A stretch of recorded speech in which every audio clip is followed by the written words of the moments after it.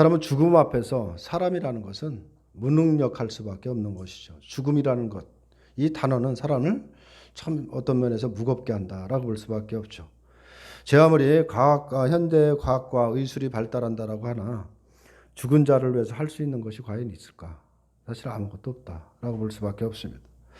이것은 세상 마지막까지 인간이 뛰어넘을 수 없는 한계이다라고 볼 수밖에 없죠. 앞으로 세월의 흐름과 함께 인간의 어떤 과학이라든가 또 의술은 끊임없이 발전을 할 것은 분명합니다. 계속해서 과학도 발전을 할 것이고 의술도 사람의 여러 가지 많은 어떻게든 사람을 건강하게 살고 또 모든 병을 치료하고 또 여러 가지 또 생명 연장을 하기 위해서 꾸준히 노력할 것은 분명합니다. 어쩌면 수명이 지금보다 더 연장이 될 수도 있겠죠. 뭐 앞으로 120세대다, 120살까지 사는 그런 시대가 올 것이다 라고 이렇게 얘기를 하는데, 하지만 죽은 자를 살릴 수 없고 죽음을 막을 수 있는 길 또한 세상 어디에도 없다라는 것은 분명한 것입니다. 그래서 죽음 앞에서 인간은 무능력하고 무기력할 뿐이며 죽음을 그냥 끝으로 여기고 있다라고 볼 수밖에 없는 것입니다. 사람이 태어나서 반드시 죽을 수밖에 없다는 건 누구나 받아들이고 살아간다라고 볼 수가 있죠. 하지만 이것은 죽음이라는 자연적 현상 앞에서의 무능을 의미하는 것은 아닌 것입니다. 죽음이라는 것은 인간의 죄로 인한 결과가 죽음이라는 것입니다. 그것이 성경에서 말하고 있는 것입니다. 말씀에서 벗어난 인간의 현실이 결국 뭐냐? 곧 죽음이라는 것입니다.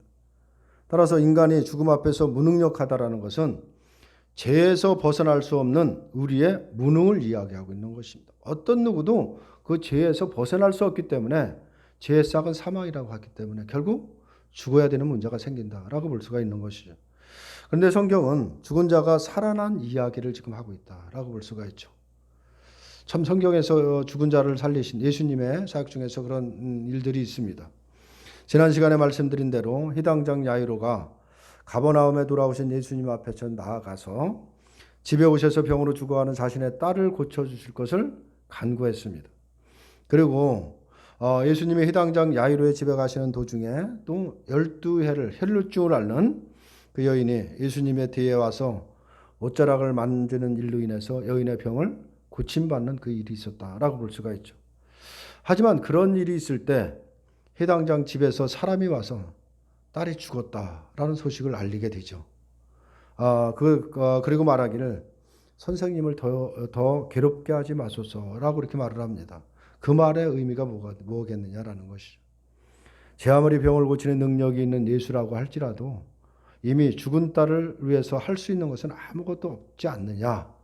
그런 뜻으로 더 이상 선생님을 더 괴롭히지 마시라고 그런 고백을 한 것이 아닌가. 우리가 충분히 이해가 되는 것입니다.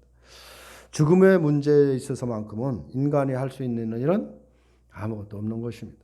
따라서 죽은 자를 살리신 예수님의 일에도 인간이 도울 수 있는 것은 아무것도 없다라고 볼 수밖에 없죠.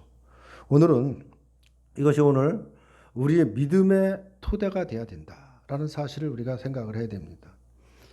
예수님이 인간을 구원하는 문제에 있어서 인간이 거기서 도와야 될, 인간이 행해야 될 일은 아무것도 없다는 것이 전제가 돼야 되는 것입니다. 이것이 믿음의 토대가 돼야 된다. 이 부분인 것입니다. 그래야 참된 믿음의 길에서 벗어나지 않게 되는 것입니다. 50절을 보면 딸이 죽었다는 말을 들으시고 이렇게 말씀을 하시죠. 예수께서 들으시고 이르시되 두려워하지 말고 믿기만 하라. 그리하면 딸이 구원을 얻으리라 라고 이렇게 말씀을 하고 있습니다. 믿기만 하라는 것은 죽은 딸을 다시 살리는 일에 있어서 인간이 할 수 있는 것은 예수님을 믿는 것 외에는 아무것도 없다는 뜻이 되는 것입니다. 예수님이 옷가에 손을 댄 그 혈루증을 앓던 그 여인이 예수님에게서 나오는 능력으로 고침을 받은 것처럼 죽은 자의 구원 역시도 예수님의 능력으로만 가능한 일입니다. 그리고 우리는 그 사실을 믿을 뿐이다라는 것입니다. 이 부분을 우리가 생각해야 됩니다. 요한복음 19장 30절을 보면 예수님이 십자가에서 죽으실 때 마지막으로 하신 말씀이 있었죠. 그 말씀은 뭐냐면 다 이루었다라는 말씀을 하셨습니다. 그래서 다 이루었다라는 예수님의 말씀 앞에서 인간이 할 수 있는 것이 과연 무엇이냐라는 것입니다. 인간이 할 수 있는 것은 그 사실을 믿기만 하는 것입니다. 우리가 할 수 있는 것, 해야 할 것이 없다는 사실을 믿고 예수님이 다 이루심을 믿는 것입니다. 그것이 우리가 해야 될 일이다 라고 볼 수가 있는 것이죠. 이런 말에 대해서 사람들이 대부분 불편한 기색을 많이 보이죠. 특별히 교회에서도 많이 그런 기색을 많이 반응을 보이는데, 이런 말에 대해서 그러면 사람이 할 수 있는 것이 아무것도 없단 말이냐 라면서 노골적으로 반발하는 사람들도 사실 많이 있습니다. 교회는 특별히 교인들에게 열심히 하라고 하고 하면 된다라고 비복음적인 말을 선동을 일삼으면서 교회를 위한 일꾼을 만들려는 의도로 계속 그런 말을 하고 있다 보니까 그런 거에 대해서 방해가 되기 때문에 저는 그렇게 인간이 할 수 있는 것이 아무것도 없다라는 말을 하면 대부분 거부 반응을 느낀다라고 볼 수밖에 없는 것입니다. 하지만 구원의 문제에 있어서 인간이 예수님을 도와서 할 수 있는 일이 과연 무엇이 있을까 한번 생각해 보면 답은 나오는 것입니다. 구원의 문제에 있어서만큼은 인간이 할 수 있는 일은 아무것도 없다는 것입니다. 그냥 예수님이 하시는 일을 믿는 것이, 그것이 인간이 해야 될 일이지, 내가 뭐 어떤 일을 해서 예수님을 조금 도와서 무슨 구원을 이뤄가는 것이 아니다. 이 부분을 우리가 분명히 해야 되는 것입니다. 이 믿음의 토대 안에서 시작이 돼야 되는 것이지, 나에게 어느 정도 가능성을 둔다, 이것은 믿음하고는 거리가 멀다. 그건 종교생활에 다름없는 것입니다. 이 부분을 우리가 생각해야 됩니다. 희당장 집에 도착한 예수님은 베드로와 요한과 야고보와 아이의 부모만을 데리고 집으로 들어가십니다. 집은 이미 아이의 죽음으로 인해서 모든 사람들이 울고 통곡을 하고 있는 말 그대로 초상집이다 라고 볼 수가 있는 것이죠. 그들이 죽은 아이를 위해서 할 수 있는 것은 아무것도 할 수 없는 것이 아무것도 없기 때문에 절망의 상태에서 아이의 죽음을 그냥 슬퍼하고 있을 뿐이다 라고 볼 수가 있죠. 이전 죽음으로 인해서 절망과 슬픔에 있는 현장에서 예수님은 말씀하십니다. 울지 말라 그러죠. 울지 말라. 죽은 것이 아니라 잔다라고 말씀을 하고 있습니다. 죽은 것과 잠자는 것은 본질적으로 다른 문제다. 이 부분을 생각해야 되죠. 죽음이라는 것은 이미 생명에서 단절된 상태를 죽음이라고 하는 것입니다. 생명에서 떠났으며 다시는 생명으로 돌아올 수 없는 상태가 뭐냐? 그것이 죽음인 것입니다. 그래서 사람들이 죽음에 대해서 절망하고 또 슬퍼한다라고 볼 수가 있는 것이죠. 하지만 잠자는 것은 여전히 살아있는 것입니다. 깨우면 다시 일어날 수 있다라고 볼 수가 있는 것이죠. 이것이 죽은 아이를 바라보는 예수님의 시각이다라고 볼 수가 있습니다. 그런데 이 말을 들은 사람들은 예수님을 비웃죠. 왜냐하면 그들이 바라보는 아이는 분명 죽었기 때문에 그런 것입니다. 죽은 아이를 갖고서 잔다라는 소리를 들어본 적이 없거든요. 그러니까 예수님이 말씀을 하시자 그 반응이 뭐냐? 비웃었다는 것입니다. 그들은 지금까지 죽은 자를 잠잔다라는 말을 들어본 적이 없고 그들의 경험과 상식과 이치에 어긋나는 말이기 때문에 예수님의 말이 그들 귀에는 그냥 허황하게 들렸을 것은 분명하고 그래서 그냥 비웃었다라고 볼 수밖에 없는 것입니다. 근데 예수님은 왜 죽은 아이를 자는 것으로 표현을 하셨느냐라는 것이죠. 이 부분을 우리가 생각을 해봐야 됩니다. 예수님이 다시 살려날 것이기 때문에 그냥 잔다라고 하셨느냐라는 것입니다. 물론 그것도 가능성 있는 말이겠지만 그것은 예수님이 살려내지 않는 다른 죽은 자는 자는 것이 아니라 죽었다는 뜻이 될 수도 있습니다. 그렇기 때문에 이건 우리가 본질적으로 잘 생각을 해야 되는 것입니다. 잔다라는 말은 희당장의 딸에게만 해당되는 것이 아니라 바로 예수님의 관계 안에 있는 모든 사람에게 해당되는 말이라는 사실을 우리가 기억해야 됩니다. 예수님은 인간의 죽음을 어떤 생물학적 죽음으로 보시는 것이 아니라 바로 죄로 인한 하나님의 심판으로 보신다는 것입니다. 그것이 예수님이 보시는 죽음인 것입니다.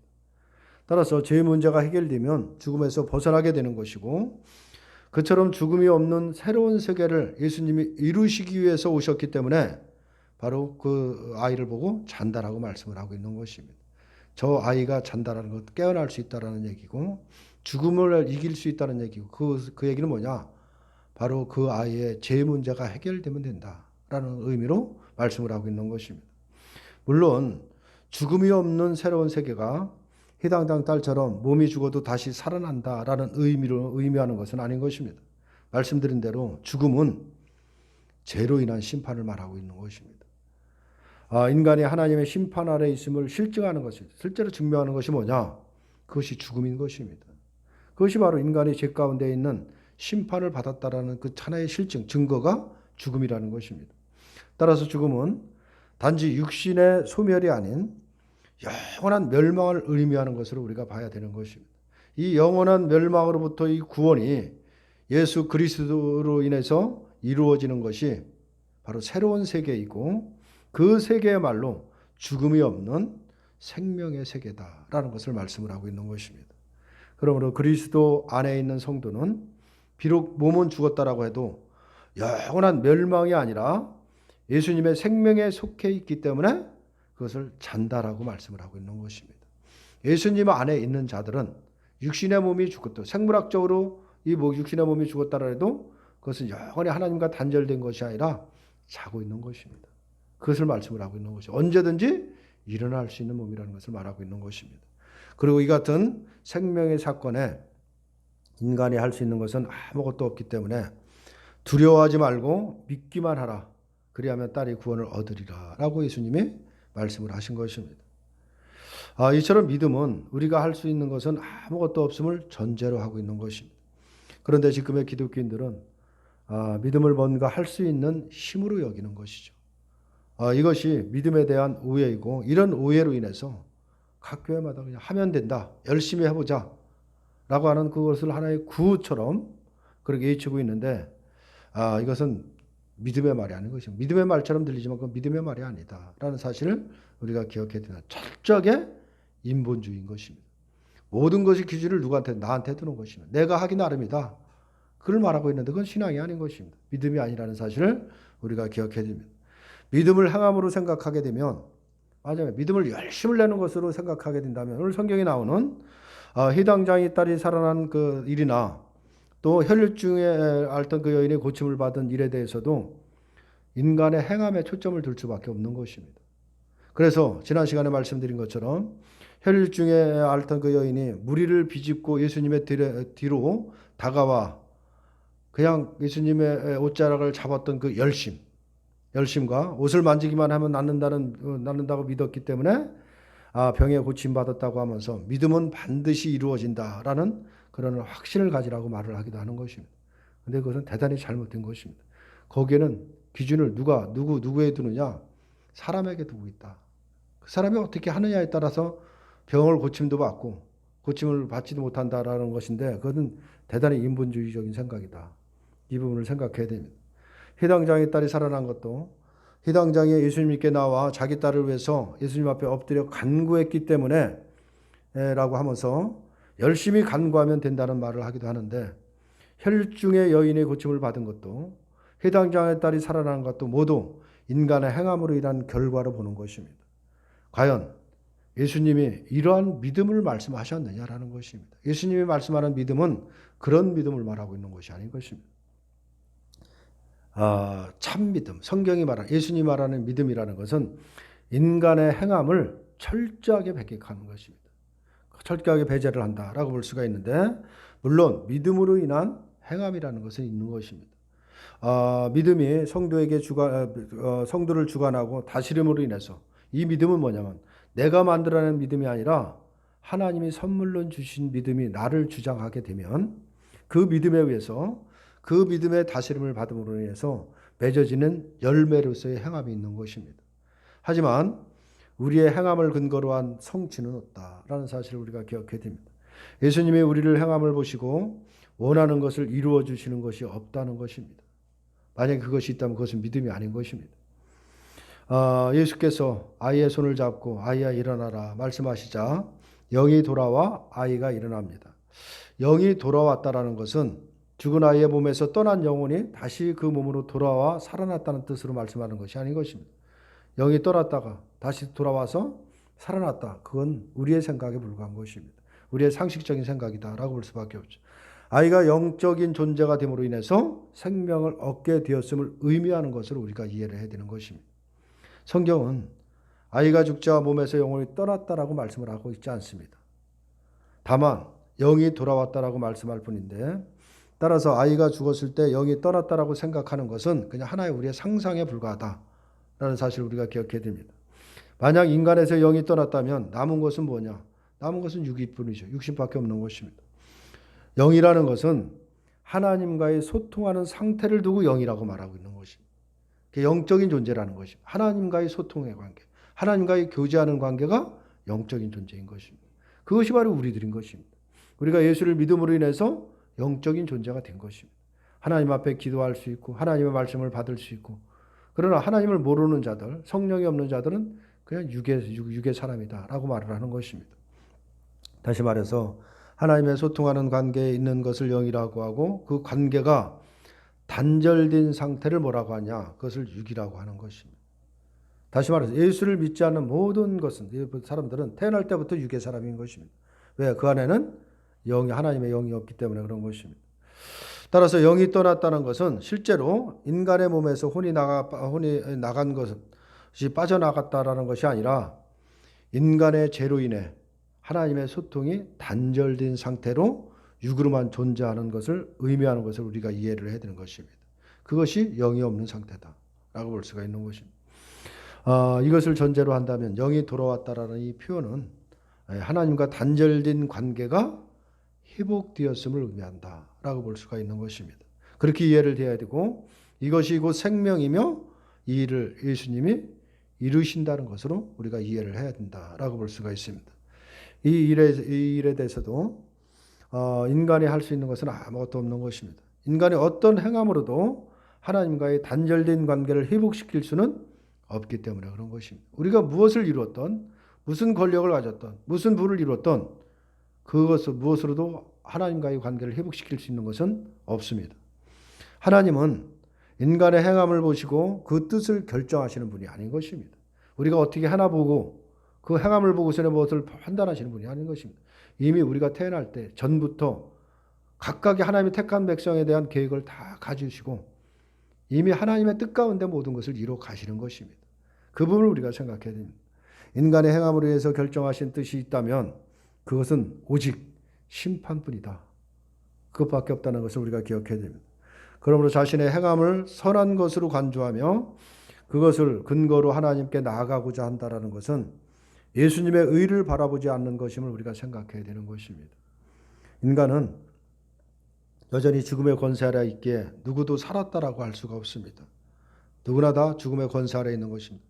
이런 우리에게 오늘 이 이야기는 예수가 곧 그리스도이며 우리의 생명이심을 바로 전하고 있는 것입니다. 진정한 생명, 진정으로 살아갔다는 것, 영적인 존재라는 것은 예수 그리스도를 통해서 이루어진다라는 것을 보여주고 있는 것입니다. 죽은 아이가 비록 살았다라고 하지만 그것은 단지 소생에 지나지 않다라고 볼 수밖에 없는 것입니다. 그러나 기독교 신앙에서 죽은 자의 소생이라는 것은 전혀 중요하지 않습니다. 죽었다가 다시 살아나는 것은 별 의미가 없는 것입니다. 사고나 병으로 죽은 사람이 다시 살아났다면 세상에 놀랄 만한 일이 틀림없지만은 적어도 기독교의 신앙에서의 중요한 것은 아니다라는 것이죠. 왜냐하면 죽었다 살아났다라고 해도 결국은 죽어야 될 존재이기 때문에 그런 것입니다. 그래서 성도는 병 고침과 같은 사건에서 거기에 특별한 관심을 둘 필요가 없다라는 사실인 것입니다. 오늘 내가 병을 고침받았다고 해서 영원히 죽지 않고 살아있는 것은 아닌 것입니다. 또 병들게 되고 또 언젠가는 죽게 된다. 이 부분을 우리가 생각해야 되는 것입니다. 오늘 이 이야기는 예수님에게서 하나님의 구원 사건이 일어났음을 지금 말해주고 있다라는 것입니다. 이 구원 사건이 우리에게 일어났고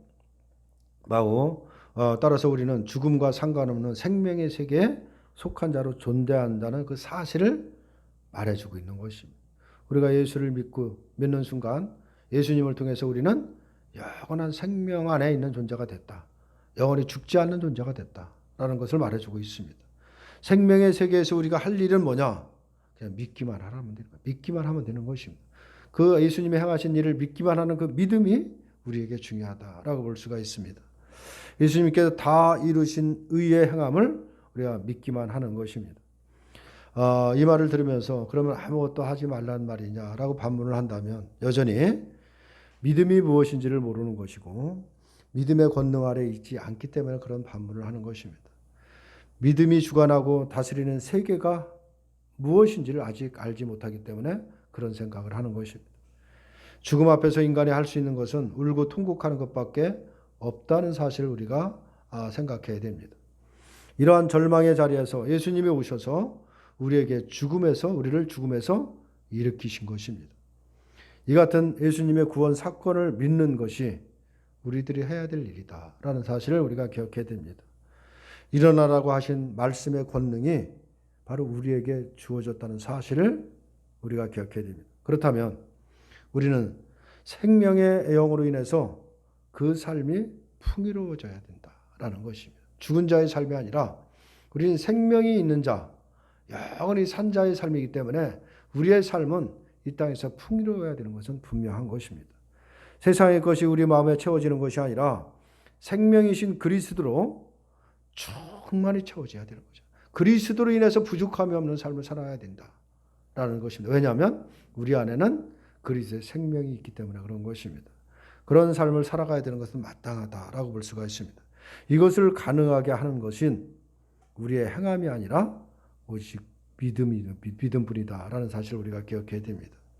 그 믿음이 정말 예수님이 행하신 모든 것을 우리가 믿는 그 믿음이 나의 삶을 풍요롭게 하는 것이고 근심과 염려와 걱정보다는 주님으로 인해서 기쁨이고 또 하늘의 소망을 가지고 비록 우리가 이 땅에 살아가서 척박한 환경에 살아갈지라도 우리가 바라보는 그 나라가 있기 때문에 조금도 이 땅에서 염려하거나 불평하나 그런 삶을 살아가는 것이 아니라 작은 일에도 감사하고 되어지는 일에 하나님이 선을 이룰 것을 믿고 주님 앞에 맡기고 살아가는 삶, 그것이 주님으로 인해서 풍요로운 삶이다라는 것을 말씀을 하고 있습니다. 오늘 이 말씀을 통해서 죽은 자를 살리신 이 사건이라는 것은 생명의 사건인 것입니다. 이 생명의 사건이 오늘 예수와 예수님의 관계 안에 있는 모든 사람에게 일어났다는 사실을 말씀을 하고 있는 것입니다. 그것이 바로 우리들이라는 사실을 기억하시고 우리가 영원한 생명 안에 있다라고 한다면 두려울 것이 뭐가 있느냐라는 것입니다. 잠시 잠깐 살다가는 이 땅, 이 세상 뭐가 그렇게 미련이 있어서 그것 때문에 안타까워하고 하나님이 주신 그 풍요로움을 누리지 못하고 살아가느냐라는 것입니다.